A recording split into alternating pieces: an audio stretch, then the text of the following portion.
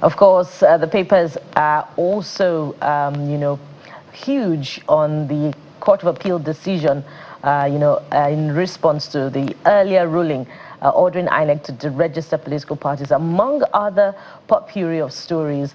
But let's bring in our guest this morning, Mr. Igor Akiria, member of the Guild of Editors of Nigeria, joins us this morning. Mr. Igor, it's good to see you again. Finally, you're out of Delta, your village that you so love to, hang out once in a while. And you look like you're back from home, really. Oh, yeah, absolutely, Bukola. Geoffrey, a pleasant and warm morning to you. Good to be in the village. As you know, I'm from one small community called Adeje, Inokwe local government, where I eat a lot of banga soup. That's our local delicacy there, by the way. So it's good to be back here. All right. Let's begin with the Vanguard newspaper this morning. And of course, it takes us from where we stopped just before the break. Relief for ADC, other parties as appeal court stops deregistration. And there are a host of riders here, of course, reactions from, groups. Blasts trial judge Lifu over judicial rascality. INEC backs stay of execution.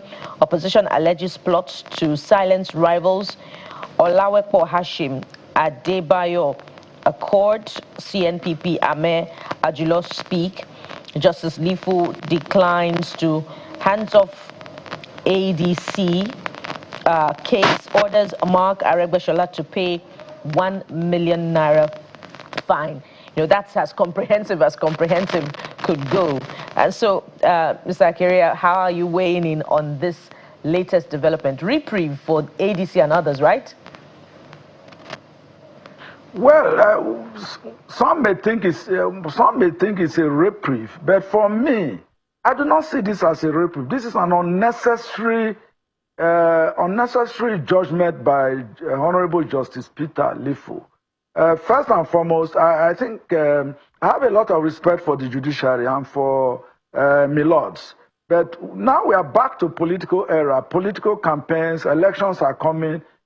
Some of these judges are becoming unnecessarily active again. And I think that is a worry.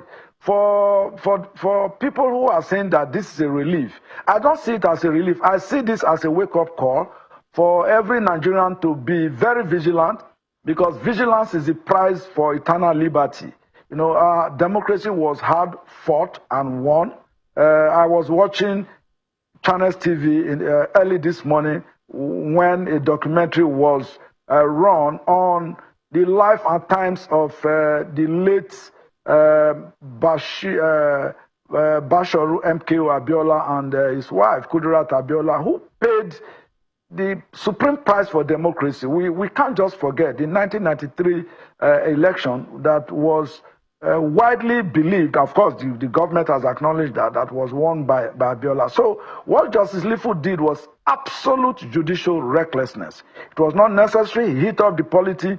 And for the 5 political parties that were affected, that is the ADC, the Zenith Labour Party, the AA, the APP, and I think the SDP, he just almost threw those parties into imbalance. But the good thing is that the Accord Party, which was also part of these political parties that was impacted by Lifu's, I don't want to call it illegal and unlawful judgment.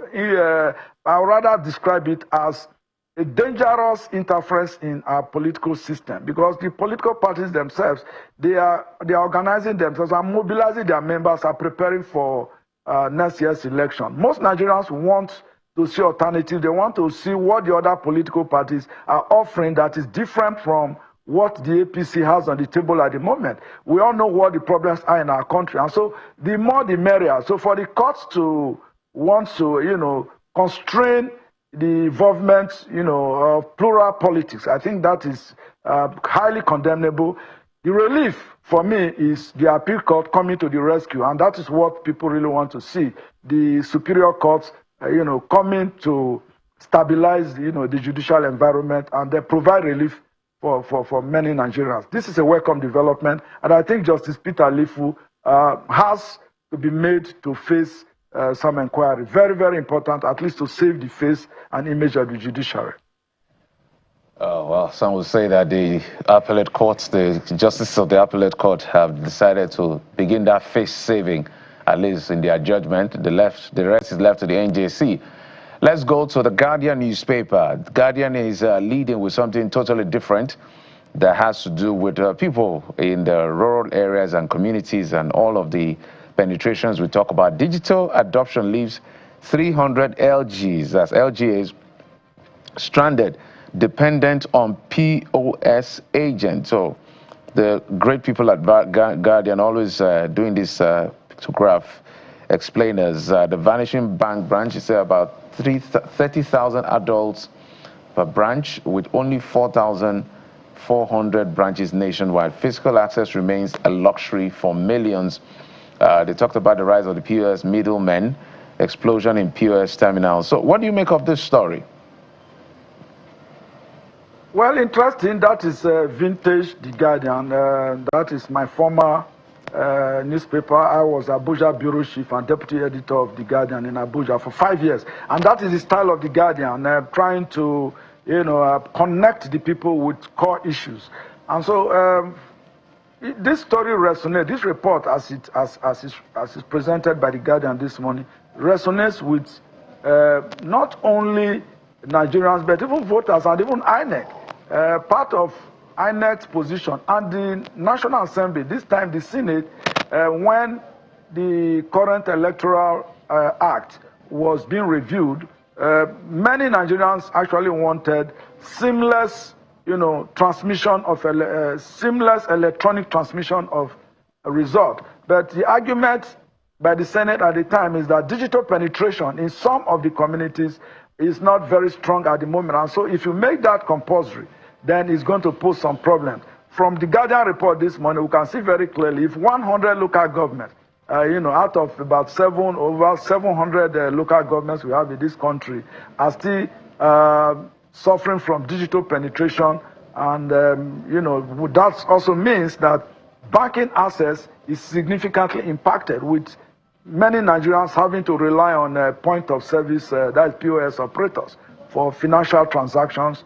So I see that as a challenge at a time that the country is also migrating from analog transmission to digital transmission, digital broadcast.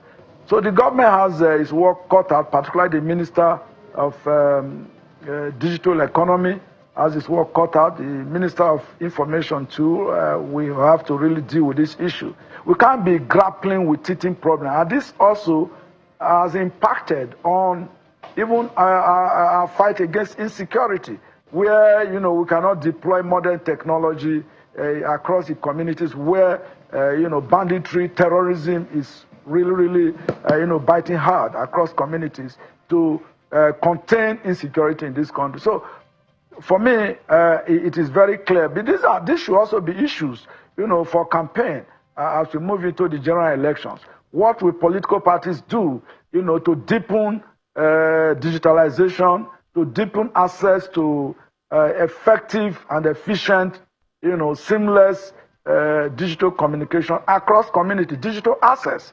We are talking about optic fiber installations across the country.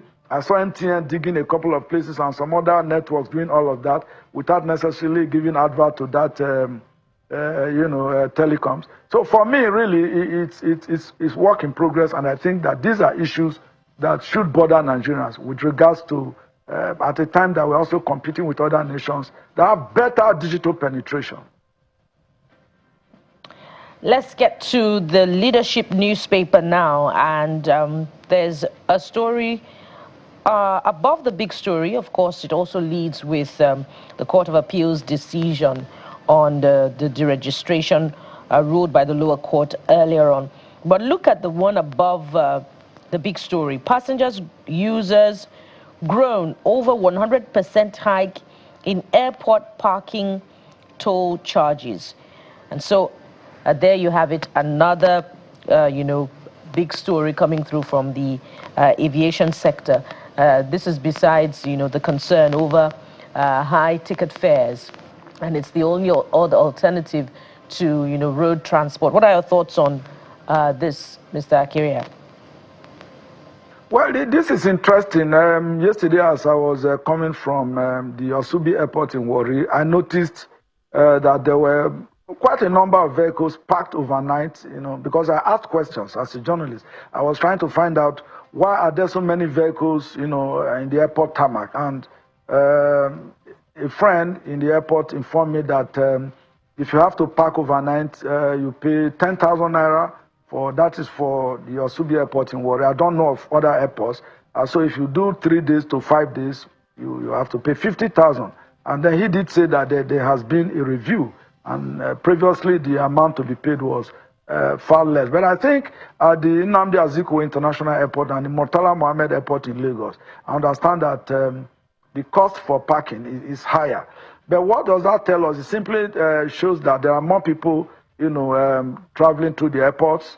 The roads now are almost, you will know what happens on Nigerian roads. If you have to travel by road from particularly interstate travel, there's no guarantee that you arrive at your destination with terrorists blocking the highway and kidnapping people and moving them into the bushes. Now, even when you have to pay ransom, there's no guarantee that you will come out alive.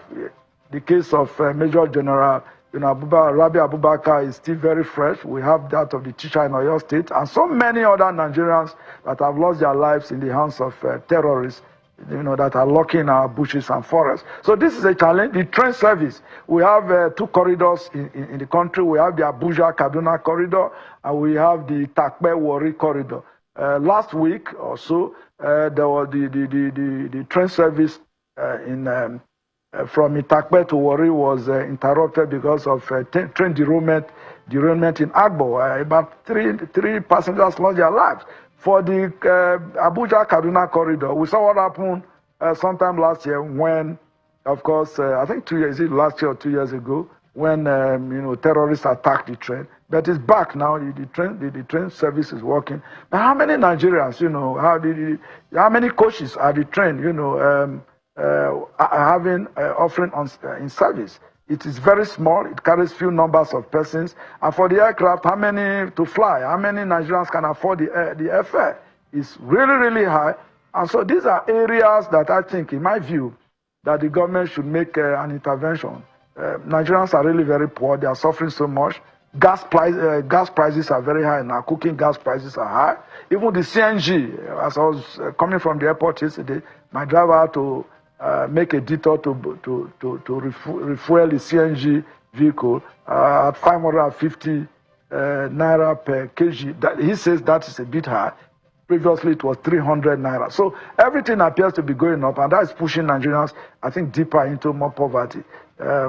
These are all economic issues that the government has to design very robust economic policies to deal with, so that we can begin to reduce the economic burden on many Nigerians.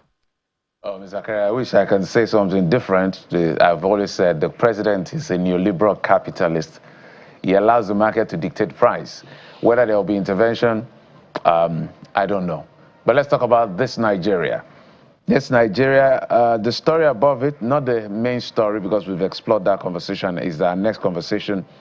Gunmen attack Kuru Policy Institute, killed 2 soldiers, a policeman. When you hear this story, just bend your head and say, not again.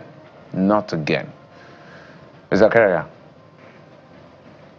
I read the report yesterday. Again, my heart bleeds. I'm sure, as I said earlier, most Nigerians are very worried about the current state of insecurity. But what really are the issues? If you look at Burkina Faso, I read a report. The government in Burkina Faso, led by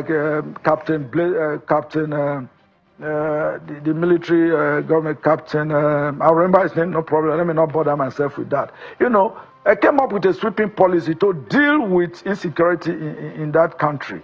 What happened? They placed a blanket ban on Okada, which is commercial motorcycling. That, for me, I've identified that as one of the pillars of insecurity in Nigeria. I don't know why the government is still wasting time. There should be I know some Nigerians who depend on the services of these motorcyclists might complain, but there's always a price to pay if you want to solve a problem. As far as I am concerned this morning, the government should immediately place a general ban on the use of motorbikes, whether in the rural communities or in the urban areas. First, so that because when people are kidnapped, they move them with bikes. You can have these bikes carrying 2-3 persons at once. And these terrorists, we've seen their videos, we've seen their optics. They ride in bikes, all carrying sophisticated weapons. So why do we still allow motorbikes to ply all over the country? That is one. With regards to the attack, day before yesterday at the National Institute for Policy and Strategic Studies, it's a wake-up call that nowhere is safe. These guys simply look for a soft spot where they find that there's limited surveillance and security, and they strike. That institute is an elite institution, that designs policy and leadership framework and strategies for the government and for the country. And that is embarrassing for terrorists to attack that place, kill 2 soldiers and a policeman. That, again, simply tells us that we are usually not at a state of maximum alert, particularly as security forces. You do not get posted to a place and you relax thinking that that environment is safe. It's a wake-up call, whether it's at the I remember that there was a time the Nigerian Defense Academy was attacked. That is about 4 years ago. That place was attacked. We have the Police Academy in Wudil in Kanu. These elite training institutions must step up security, step up surveillance, deploy drone into their environment, so that if there are individuals moving towards their environment, they can be stopped in their track. So for me, I am not seeing an adequate effort, particularly the deployment of technology, to address the growing insecurity we have in this country. So for me, I'm proposing that there should be a ban on Okada. There should, there should be bigger, there should be increased investment in drone technology, particularly armed drone. The government should invest so much in purchasing attack helicopters. We have the AH-10 attack helicopters. We have the Alligator helicopter, that is one of the best helicopters used by the Russian army. We also have the Apache helicopter. These platforms can be deployed in our forest areas, with installed surveillance system to monitor the movement of individuals in the forest. And because they are armed, they can easily strike them without reliance on, land forces.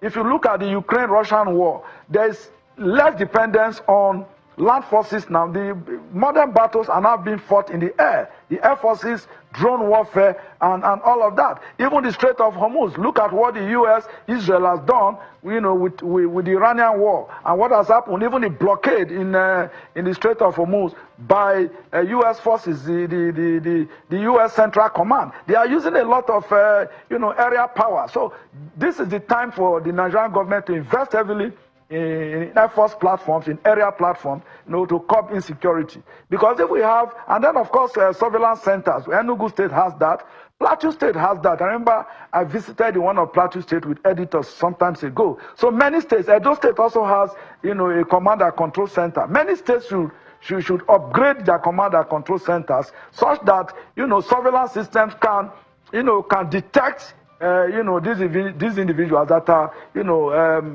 invading, soft areas, soft spots, and then stop them in their track before they cause havoc.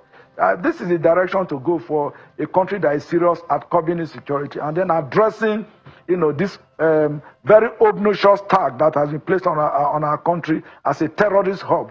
It is so unfortunate that I think that we can deal with this issue if we have sufficient political will and commitment, and of course deployment of resources. Indeed, Mr. Keria. Speaking of measures, we did hear yesterday that the Katsina State government has introduced quite a number of, interventions, which is the banning of sale of fuel in jerry cans, the banning of use of point-of-sale machines in certain areas, alongside, some other measures. The ban on the use of Okada as well. We wonder if that is a little too late, especially after the kidnap and the death of former Director of Defense Information and, the release of his wife from captivity. And we hope that there'll be more, interventions by subnationals as well, even as we continue this conversation on national security. Mr. Igo Akiria is a member of the Guild of Editors of Nigeria. Thank you for coming through on this one. It's always a pleasure, Bukola. And then, pleasant day to Geoffrey. You guys are doing a good job. Thank you so much. Thank you, sir. So we'll take a moment now. When we return, it'll be time for our first conversation. It's part 2 of our discourse on political litigations and its impact for our democracy and elections. Stay with us. We'll be right back.